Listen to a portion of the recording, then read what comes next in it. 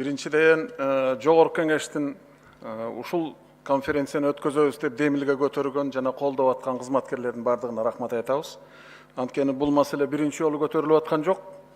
Бул улуттук университетте да каралган, андан кийин Илимдер академиясында да каралган, бир бүтүмгө келе албай кыйналып жүргөн кезибиз да.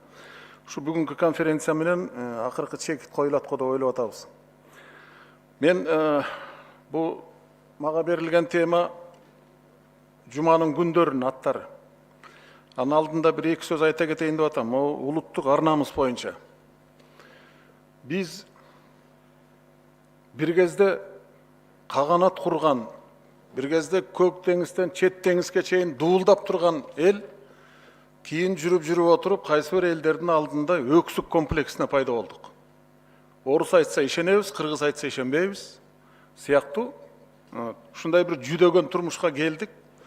Анан үстүнө бир кездеги жетекчилерибиз дагы улуу орус эли дей берип, бир кезде токойдо жылаңаш жүргөн орустарга кыргыздар ыштан кийгенди үйрөткөнүн унутуп калдык.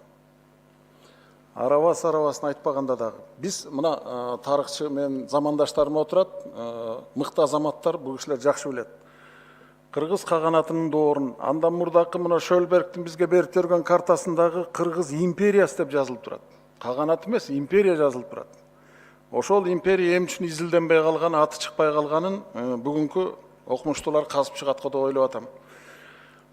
Экинчиден, биз тарыхтын бүктөмүндө унут болуп кеткен өзүбүздүн улуу дөөлөттөрүбүздү кайра ордуна коюп алсак, биз өзүбүзгө сыймык кылып алсак жакшы болот эле. Мына ушу Жусуп Баласагын боюнча мен азыр эле Төлөгөн байке менен сүйлөштүм. Өзү жазып атса, ким экенин, жазып аткан тили кимдин тили экенин жазып атса, биз аны унчукпай отурабыз. Уйгурлар болсо, бул уйгур деп китебинин баарын чыгарып, көрүнгөн жерде сүрөттөрүн илип отурушат.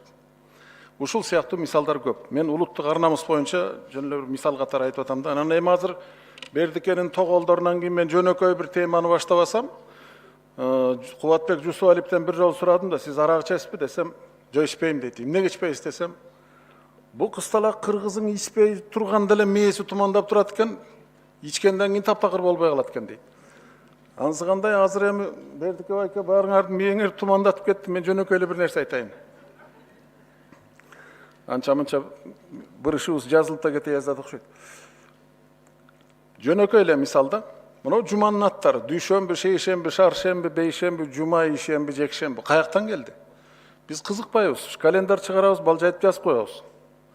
Бул фарс тилиндеги сөздөр. Бул шамба дегенден башталган да. Шамба деп алар 6-чы күндү айтат. Анан шамбадан кийинки биринчи күндү як деген бир деген сөз, як шамба деген шамбадан кийинки биринчи күн деген сөз. Як шамба. Ду деген эки, душамба деген шамбадан кийинки экинчи күн. Ушинтип, экинчи, үчүнчү, төртүнчү күн деп келип, анан эмнегедир бешинчи күнгө келгенде жума деп араб сөзүн алыштыр да. Биздин тилибиз жок болсо бир жөн. Сүйлөй албай жүргөн дудук болсок бир жөн, жаңы тил үйрөнүп атсак бир жөн. Ушу байыркы элбиз деп капкачантан бери келе атып, анан ушу күндөрдү кийин фарс тилинен алып алган үстүнө өзү уят нерсе да. Кыргыз деген улуу эл десек, өзүнүн тилинде бул жуманын күндөрүн аташ керек. Эми өзүңүздөр карап көрүңүздөр.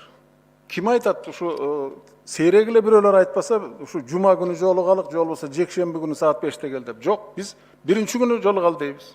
Мына ушул конференцияга чакырганда дагы мына экинчи күн, биринчи күн деп эле жөнөкөй эле айтылды. Өзүбүз айтканда биринчи күн, үчүнчү күн, бешинчи күн деп айтабыз дагы, анан календар чыгарсак эле дүйшөмбү, шейшемби. Улуттук ар намыска байланган нерсе да бул. Биз өзүбүз тебелеп атканыбызды байкабай атабыз. Мына аяттарын карап көргүлө. Ушул эле Григориан календарынын алдында намаз окуп отурабыз азыр.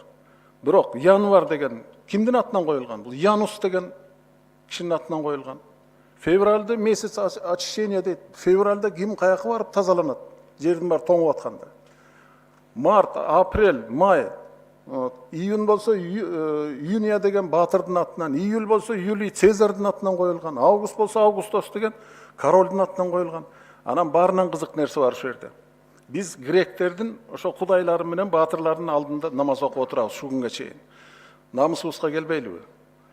Мына сентябрь деген септембер да. Сеп деген 7 деген сөз. Музыкада деле мына септима, ноно, децima деп кетет.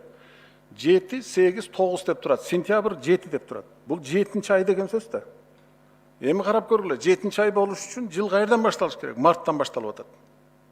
Демек, булардын календарында дагы жартылай гректердин кудайлары менен баатырлары жарымы болсо, биздин илгерки календардан алган 7-нчи, 8-нчи, 9-нчу ай болуп атат. Буга бир көңүл бурсаңыздар болот да. Эми жума күндөрү. Жанагынтип шамба болуп кетти, фарс тилинде кетти. Кыргыз 1-нчи, 2-нчи, 3-нчү күндө эле айтат, ушуга өтпөйдү. Мен айтайын деп келген кыска сөзүм ушул эле. Себеби өзүңдүн тилиңде турса, bir нерсенин аты. Мына кыргыз азыр жарымын орусча сүйлөп калган заман. Туурабы? Таптаза кыргызча сүйлөгүлө, орусча сүйлөгөн ар бир сөзүңөргө 1 сомдон чыктайсыңар десе, мына жерде азыр 1 мüşөк акча чогулат 20 мүнөттө. Себеби баарыбыздын тилибиз аралашып жок болуп бүткөн. Кичине намыска келсек, өзүбүздүн тилибизде кур дегенде 7 күнүнүн атын айтып алсак дагы биз кыйратат элек. ЮНЕСКОга чейин ушундай нерселер бүтүрүп албайлыбы, кандай дейсиздер? Рахмат.